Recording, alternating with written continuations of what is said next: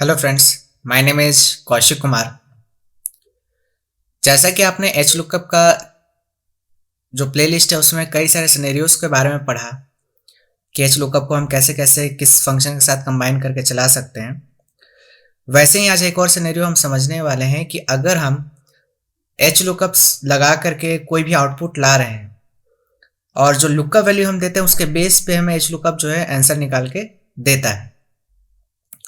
लेकिन कभी कभार क्या होता है कि जो लुकअप वैल्यू हम देते हैं वो लुकअप वैल्यू उस डेटा में होता ही नहीं है और हमारे सामने एरर आ जाता है और फिर हम ये सोचते हैं कि हमारा फॉर्मूला गलत है या फिर कहीं स्टेप हमने गलत कर दिया है।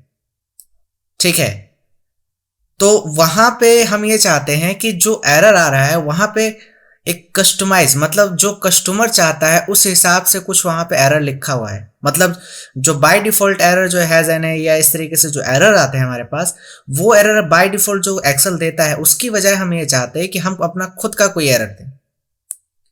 ठीक है, तो ये सिंपल एच लुकअप से तो पॉसिबल नहीं है। ठीक है ना, तो आज हम इसी टॉपिक के बारे में समझने वाले हैं कि ये कैसे किया जा सकता है। तो चलिए स्टार्ट करते हैं आज का टॉपिक। देखिए, इसे हम जब कंबाइन करेंगे, अगर एच लुकअप की बात की जाए कि एच लुकअप में जो एरर आता है वो एरर हम चाहते हैं कि खुद से दें, तो उसे कंबाइन करने के लिए इफ एरर के साथ हमें यूज करना पड़ेगा एच लुकअप। ठीक है, तो सबसे पहले यहां पे पढ़ लीजिए, the Excel if error function return a custom result when a formula generate an error. यहां तक तो बात होगी इफ एरर की कि इफ एरर का काम क्या होगा कि जब भी कोई एरर आएगा तो हम वहां पे कस्टम रिजल्ट जो फॉर्मूला जनरेट जो करेगा एरर, उसको हम कस्टम एरर हम खुद से दे सकते हैं।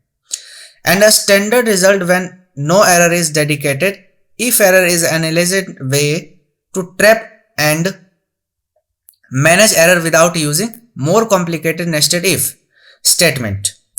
If you want to use this function in HLOOKUP, this is very useful when you get error.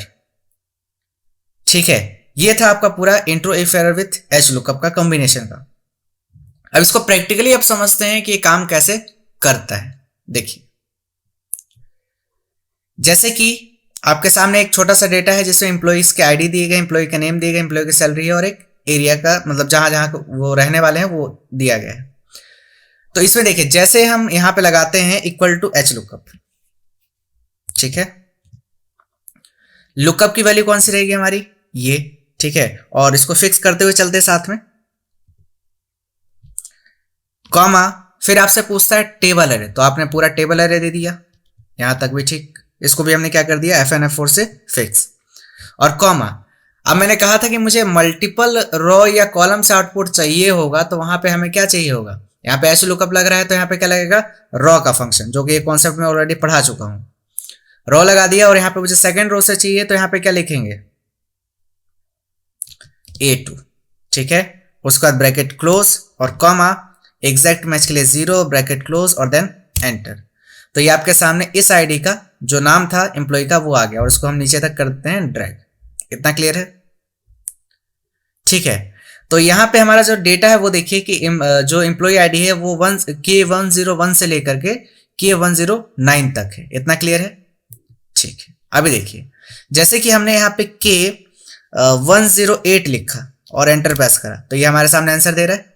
ठीक है ना, और यहाँ पे देखिए, ये एच लुकअप या वी लुकअप कोई सा भी हो, तो उसमें ये के सेंसिटिव से कुछ लेना देना नहीं है कि अगर मतलब आपने यहाँ पे के कैपिटल में लिखा है या स्मॉल में लिखा है, तो उससे जब लुकअप वैल्यू में आप कैपिटल में लिखे चाहे स्मॉल में लिखे, उससे कोई फर्क इसे नहीं पड़ता है। क्लियर है? ये भी कॉन्सेप्ट क्लियर रखिएगा, मतलब माइंड में ये चल रहा होगा कि यहाँ पे स्मॉल में लिखा है और यहाँ पे कैपिटल में लिखा तो हो सकता है एरर आए, नहीं, ऐसा कुछ नहीं है, ये तब भी आंसर आपको देगा।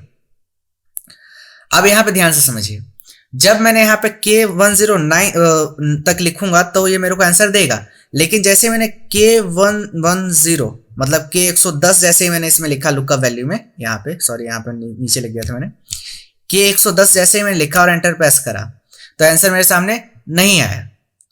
और यही अगर आप इंटरव्यू में बैठे हुए हैं तो यहाँ पे लुकअप वैल्यू में आपने K110 लिखा, या मान लीजिए इंटरव्यूअर ने ही लिख दिया और इंटरव्यूअर का या फिर आपको याद नहीं रहा कि एम्प्लॉय आईडी में तो K110 यहाँ पे कोई आईडी ही नहीं है, और यहाँ पे क्या आ रहा है, एरर। तो जब आईडी ही नहीं है वो लुकअप वैल्यू में, तो वो आंसर देगा कहां से? ठीक है ना।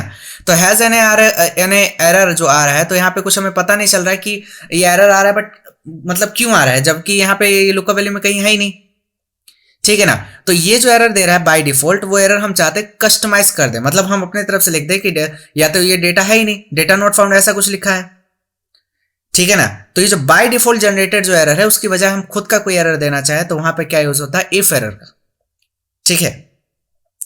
तो ये जो एरर है, क्या आपको अच्छा लग रहा है? ऐसा नहीं ना। इसकी जगह कुछ ऐसा साइंटिफिक चीज कुछ लिखा हुआ है, साइंटिफिक चीज मतलब जैसे कि डेटा नॉट फाउंड या लुकअप वैल्यू नॉट फाउंड, इस तरीके से कुछ लिखा हुआ है, तो कुछ बनता है कि हाँ चलो एरर आ रहा है, लेकिन इस वजह से आ रहा है। ठीक है ना। वजह तो हमें नहीं पता चलेगा, लेकिन वो जो आप एरर का जो वैल्यू असाइन करेंगे ना, वो थोड़ा दिखने में भी आपको अच्छा लगेगा कि हाँ ये इस वजह से हो सकता है कि इशू है। ठीक है ना। अगर आप इंटरव्यू में कहीं बैठे हो तो उस तरीके से अगर आप आउटपुट दिखा रहे हैं तो दिखने में भी अच्छा लगेगा, प्लस उससे पता भी चलेगा कि हाँ चलो ये लुकअप वैल्यू में नहीं है, इस वजह से ये एरर आ रहा है हमारे सामने। क्लियर है। तो कैसे करेंगे आप देखिए इसको। अब पहले मैं इसको पहले आउटपुट ले आता हूं, पहले 101, तो हमारे सामने आउटपुट यहाँ पे आ जाएगा। आप देखिए ये एच लुकअप का आपका ये पूरा फंक्शन है आपके सामने। अब यहाँ पे हमने जैसे लगा दिया इफ एरर एच लुकअप से पहले। ठीक है ना। तो सबसे पहले इसमें पूछता है आपसे वैल्यू। ठीक है ना। तो जिन्होंने इफ एरर का फंक्शन के बारे में पहले नहीं समझा है, तो पहले इफ एरर के फंक्शन के बारे में समझ लीजिए। मैंने इसकी वीडियो डाल रखी है एच लुकअप की प्लेलिस्ट में, ताकि और अच्छे से आपको क्लियर हो ये कॉन्सेप्ट। ठीक है। अगर ये कॉन्सेप्ट पहले आपको इफ एरर का कॉन्सेप्ट क्लियर नहीं है तो फिर यहाँ पे भी समझ में नहीं आएगा, तो पहले उसको समझ लीजिए, उसके बाद इस वीडियो पे आइए। तो यहाँ पे हमने इफ एरर पहले लगाया, उसके अंदर क्या लगा दिया, एच लुकअप। तो ये जो पहले पूछता है ना आपसे वैल्यू, तो वैल्यू में हमने असाइन कर दिया ये पूरा एच लुकअप। ठीक है। उसके बाद कॉमा, फिर आपसे पूछता है if error, value if error. अगर एरर है तो आप क्या चाहते हैं, तो हम इसमें लिखना चाहते हैं डेटा नॉट फाउंड। ठीक है। या लुकअप वैल्यू नॉट फाउंड, आप जो भी लिखना चाहें, डेटा नॉट फाउंड, इस तरीके से मैंने लिख दिया। इतना क्लियर। और ब्रैकेट को क्या क्लोज और देन एंटर। अब मैं इसको क्या कर दूंगा, नीचे तक ड्रैग। क्लियर हुआ। तो अभी देखिए, अब जब मैं इसमें के 110 लिखूंगा तो अब देखिए मेरे पास एरर नहीं आएगा। अब क्या आएगा वो देखिए, क्या लिखा है, डेटा नॉट फाउंड। तो पहले अच्छा लग रहा था कि अब अच्छा लग रहा है? समझ में आ रहा है ना।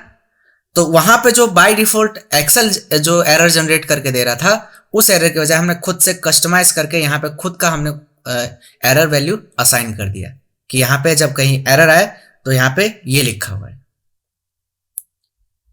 ठीक है। तो अगर आप इफ एरर के साथ एच लुकअप को कंबाइन कर देते हैं तो ये और अच्छा बन जाता है। जहां पे एरर वैल्यू आ रही है वहां पे आप खुद से कस्टमाइज करके कोई एरर वैल्यू असाइन कर सकते हैं। तो उम्मीद है आपको if error with H lookup का कॉन्सेप्ट अच्छे से क्लियर हो चुका है। और मैंने यहाँ पे इंट्रो में भी इफ एरर के जो थ्योरी पार्ट है वो समझा दिए। फिर भी कुछ भी डाउट रहता है तो आप हमें कमेंट सेक्शन में पूछ सकते हैं। और अगर आपको ये वीडियो अच्छी लगे तो इसे लाइक, शेयर एंड कमेंट करना ना भूलें।